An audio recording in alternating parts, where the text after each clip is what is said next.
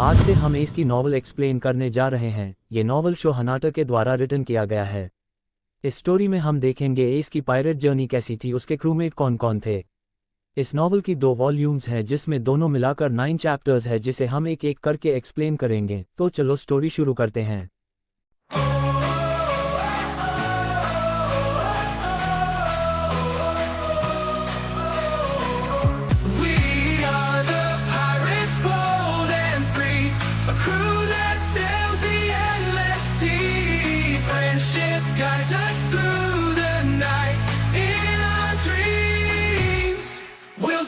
Formation of the Spade Pirates.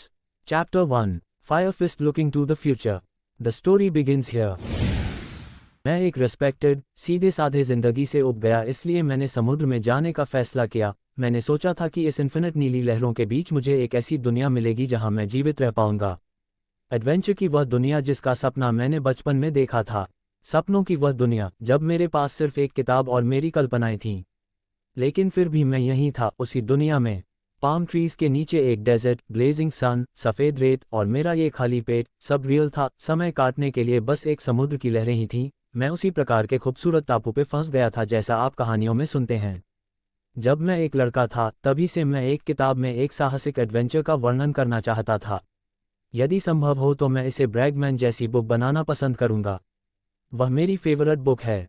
वह past के explorer की कलेक्शन है जिसमें से एक फेमस सेक्शन जायंट्स के आइलैंड, लिटिल गार्डन के बारे में है। बड़े लोगों ने मेरा मजाक उड़ाया और कहा कि ये कहानियां एक झूठ हैं। मैं किसी की राय पर विश्वास करने से अधिक खुद देखना चाहता था। मेरे इसी रवैये ने मुझे एक ऐसे निर्जन द्वीप पर पहुंचा दिया जिसके बारे में कहा जाता था कि इसे बचा नहीं जा सकता। ईस्ट ब्लू के सिक्सर्स का एक अद्भुत आइलैंड। किसी ने एक बार इसे स्वर्ग के सबसे पास का आइलैंड कहा था। शायद इसलिए ही क्योंकि आप एक बार इसमें आ गए तो फिर इससे आप बाहर स्वर्गवासी होकर ही जा सकते हैं। ये आइलैंड चाहता है कि आप अपने जीवन की अंतिम हॉलिडे इसी के साथ मनाएं। मैंने गहरी सांस छोड़ी और एक ताड़ के पेड़ की छाया में बैठ गया। मुझे यहाँ आए 3 दिन बीत चुके थे। ये मेरे पूरे जीवन का सबसे खराब समय था। यहाँ मेरे अकेलेपन का एक और साथी था, पास में आराम कर रहा एक कंकाल। उसके कपड़ों से लगता है वह कभी एक पायरेट रहा होगा। हाथों में जंग लगी पिस्तौल और अंगुलियों में अंगूठियां चमक रहे थे। हमने इससे भी कठिन समय देखा है। मुझे लगा कि अगर मैं नहीं बोला तो मैं अपनी आवाज़ का उपयोग करना भूल जाऊंगा। मैंने पेड़ के सहारे झुककर आंखें बंद कर ली। मेरा गला सूख रहा था इसलिए मैंने अपनी लार निगल ली। मैंने पूरी तरह विश्वास कर लिया था कि मैं जीवित नहीं बचूंगा। मैंने फिर निगल लिया। मेरा वह गला भयानक रूप से सूख गया था। मुझे पानी की तलाश करनी थी। काश इस पाम ट्री पर नारियल होते। पूरे 2 दिनों से मैंने कुछ नहीं पिया है। समुद्र में इतना पानी और पीने के लिए एक बूंद भी नहीं। ये किसने कहा? मुझे पूरा यकीन है ये किसी और की आवाज़ थी। मेरे सामने एक आदमी खड़ा था। जिस तरह से वह समुद्र के सामने छाया हुआ था, ऐसा लग रहा था मानो वह तीव्र प्रकाश से चमक रहा हो। ओह हेलो एस, मेरा नाम एस है। उसकी मुस्कान सुखद थी। वह मेरे बगल में आकर बैठ गया। उसके दुबले पतले शरीर में रोमांच के इतिहास और लहरों की आवाज़ का आभास होता था। इस तरह मेरी पहली मुलाकात पोर्टुगाज डी एस से हुई। इतने दिनों के सदमे से अब मैं बोल भी नहीं पा रहा था, सिर्फ उसकी ओर देख सकता था। मुझे लगता है कि वह मुझे बचाने आया है, पर उसका जहाज भी टूट गया था। मैं यहाँ 3 दिनों से हूँ। ये बोलते बोलते मेरे होठ से खून आने लगा। मैं तो 6 दिनों से हूँ। वैसे मैं एक जहाज बनाने की कोशिश कर रहा हूँ। क्या तुम बनाने में मदद करोगे? 2 लोगों के लिए शुरू करना मेरा उत्साह तेजी से कम हो गया। वैसे मैंने तुम्हारा नाम नहीं पूछा। मुझे इससे नफरत थी। मुझे हमेशा लोगों को अपना नाम बताना। मेरे पास आप जैसे लोगों को बताने के लिए कोई नाम नहीं है। एस बोलता है कि मैं तुम्हें एक पेन नेम दूंगा। काफ़ी देर तय करने के बाद नाम तय किया गया था, मास्क ड्यूस। ड्यूस बताता है कि उसके पिता और ब्रदर एक ग्रेट डॉक्टर थे और उन्होंने उसे भी वही करने को कहा। लेकिन ड्यूस बार बार फेल हो जाता था। उसके पिता हमेशा उससे शर्मिंदा नहीं करने को कहते थे। उसके रिश्तेदार हमेशा उसकी तुलना उसके भाई से करते थे। उसके साथ ऐसा व्यवहार होता था जैसे उसका अस्तित्व ही ना हो। जब वो समुद्र में जा रहा था उसने अपना नाम और चेहरा छोड़ने का तय किया था, इसलिए उसने मास्क पहना। एस कहता है लेकिन तुम्हें मास्क और नाम बदलने की ज़रूरत नहीं थी। तुम ऐसे भी समुद्र में फ्री हो सकते हो। मैं जहाँ से आता हूँ वहाँ समुद्र में जाने वाले को बहुत नीची दृष्टि से देखा जाता है। अगर मैं ये नहीं करता तो बाकी लोग मेरे परिवार पर पत्थर फेंकते, भले ही वो मुझसे प्यार नहीं करते। पर वह रोने लगता है। फिर एस अपनी फैमिली के बारे में बताता है। मेरा एक छोटा भाई है, हालांकि मेरा उससे कोई खून का रिश्ता नहीं है। वह हंसा। वह सच में एक जंगली बंदर की तरह है।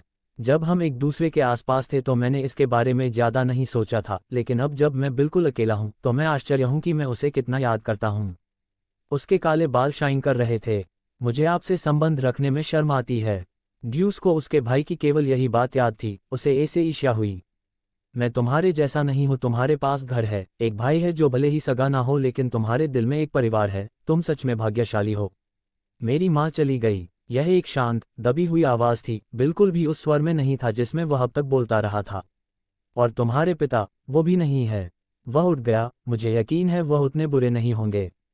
एस चुप था, फिर बोला, मुझे ये भी नहीं पता कि मेरी माँ का चेहरा कैसा दिखता था। और मेरे पिता एक अच्छे इंसान नहीं थे।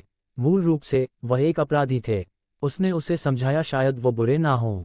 अगर आपके पिता किंग ऑफ द पायरेट होते तो तुम खुद को मारना चाहते। उसकी इस आवाज़ ने ड्यूस को डरा दिया। Roger, gold Roger, king of the pirate. बिना एक शब्द कहे एस ने सिर हिलाया। मेरी पढ़ी हुई हर कहानियों के राक्षस में भी कोई उसके समान स्ट्रांग नहीं था, और अब उसका खून, उसका बेटा मेरे सामने था। एस अब भी कुछ नहीं बोल रहा था। उस समय उसके दिमाग में क्या चल रहा होगा? अरे, एक नाव बनाना चाहता हूँ। अरे, ये फिर से शुरू हो गया। मैं तुम्हारी कोई मदद नहीं करना चाहता। लेकिन फिर उन्होंने तय किया कि एस नाव बनाएगा और ड्यूस कुछ खाने या पीने का सामान ढूंढेगा। उसे सिर्फ कुछ अंडे मिले जो उसके पेट को नहीं भर पाए। सारा दिन इधर उधर घूमने, पानी और खाना जुटाने की कोशिश में ही निकल जाता था। और इस मेहनत से मेरा गला सूख गया और पेट खाली हो गया। निस्संदेह अभी भी बैठे रहने से वह भी खत्म हो गया। एक दोपहर वह समुद्र तट पर टहल रहा था जब समुद्र के रास्ते उसकी नज़र भाग रहे एस पर पड़ी। एस कई दिनों से बिना खाए पिए शिप बनाने की कोशिश कर रहा था। उसके पैर भारी लग रहे थे। वे इतने थक गए थे कि वह मुश्किल से चल पा रहा था। वह लड़खड़ा गया। उसे यह जानकर आश्चर्य हुआ कि उसके हाथ में एक बड़ा, गोल फल था। तो यह इसे खाकर रहता है। उसने उसे मारने का इरादा करके आगे बढ़ा, लेकिन जैसे ही वह उसके सामने पहुंचा उसके पेट ने आवाज़ कर दी और एस पलट गया। फल चुराने की बात तो दूर, मैं अपने पैरों पर भी खड़ा नहीं हो पा रहा था।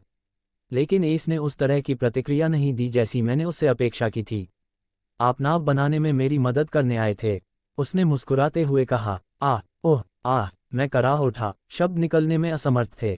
मुझे अपने आप पर गहराई से, आश्चर्यजनक रूप से शर्मिंदगी महसूस हुई। मेरी सूखी आंखों में आंसू आ गए। एस बस मुस्कुराया और अपने हाथ में फल पकड़ लिया। लो, ये खा लो। क्या तुम्हारे पास बहुत हैं? नहीं, मुझे यह अभी मिला। मेरा सिर झुक गया और मुझे एहसास हुआ कि मैं रो रहा था। एस को सुनने से रोकने के लिए मुझे अपनी सिसकियों को दबाना पड़ा।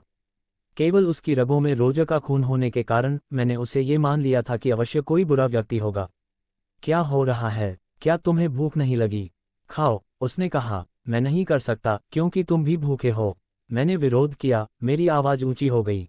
वह शायद बता सकता था कि मैं अब तक रो रहा था। एस थोड़ा चिंतित लग रहा था और एक पल के लिए चुप हो गया। तो चलो इसे बांटते हैं, उसने सुझाव दिया। इससे पहले कि मैं उसे उत्तर दे पाता, उसने अपना चाकू निकाला और फल को 2 टुकड़ों में काट दिया।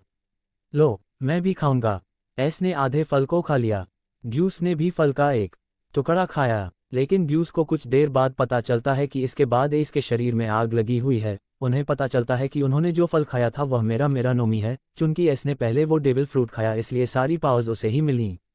एस उसके भाई लूफी के बारे में बताया कि उसके भाई ने भी एक डेविल फ्रूट खाई थी जिसमें रबड़ की पावर थी।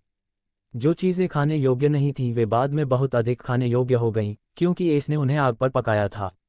और आग से उन्हें रात में ठंड नहीं झेलनी पड़ी। इसी तरह कुछ दिन बीत गए।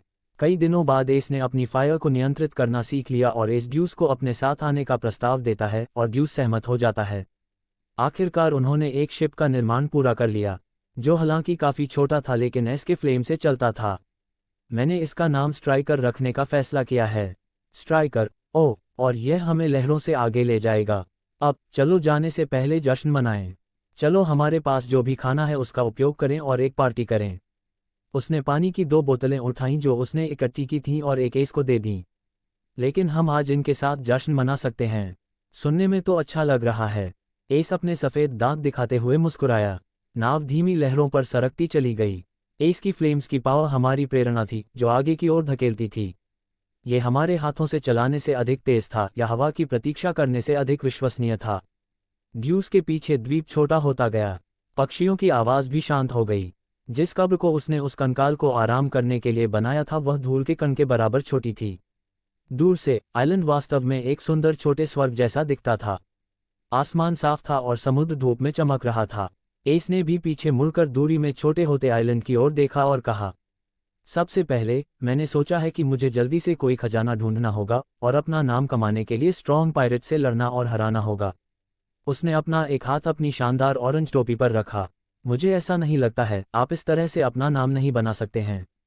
इससे कोई फर्क नहीं पड़ता कि आपको कितना कीमती खजाना मिल गया है या आप पावरफुल विरोधियों के खिलाफ कितनी लड़ाइयाँ जीतते हैं अगर आप अकेले हों। लेकिन तुम मेरे साथ आ रहे हो, है ना? मुझे लगता है कि अगर मैं आपके साथ कुछ समय बिताऊंगा तो मैं एक अच्छा एडवेंचर स्टोरी लिख सकूंगा। हमने मजबूती से हाथ मिलाया। जैसे जैसे वे समुद्र की ओर आगे बढ़े, लहरें ऊंची होने लगीं। लहरें हमारे शिप को उछालने की कोशिश करते हुए हिल गईं, लेकिन शिप रुका रहा और अपने रास्ते पर डटा रहा। एस मुस्कुरा रहा था, मैं किंग ऑफ द पायरेट्स से भी महान बनने जा रहा हूँ। लहरों की फुहार उसके चारों ओर नाच रही थी और सूरज की रोशनी से चमक रही थी। ये 2 मेंबर स्पेड पायरेट्स क्रू का जन्मघोष था। ये थी chapter 1 of S story. Next episode में हम देखेंगे कि स्पेड पायरेट्स में और कौन कौन मेंबर ज्वाइन करेंगे और एस की मरीन इसुका से पहली मुलाकात कैसे हुई। तो नेक्स्ट चैप्टर देखने के लिए सब्सक्राइब कर दें और अगर ये वीडियो पसंद आई है तो लाइक और कमेंट भी कर दें। धन्यवाद।